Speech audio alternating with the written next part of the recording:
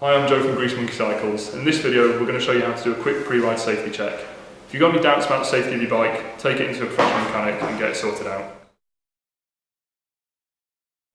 First thing we're going to do is check the wheels are seated correctly in the dropouts. This process applies the same for the rear and the front wheel. Do this on the ground so you can get some weight onto the wheel and make sure it's sat correctly in the dropouts.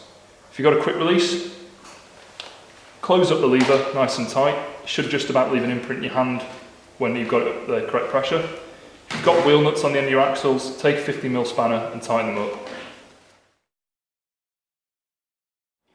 Next thing you want to check is that your seat clamp is done up tight. If you've got a quick release, nip it up.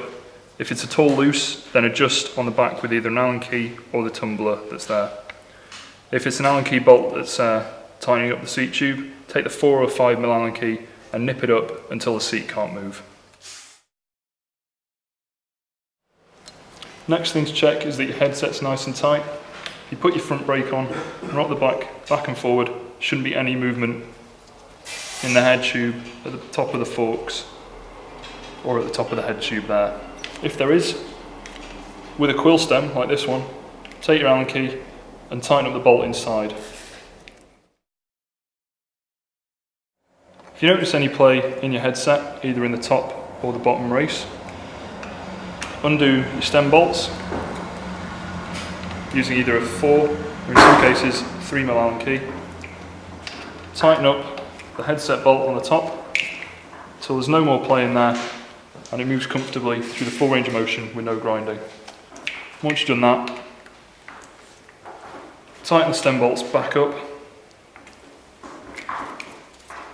and that should be your headset good to go.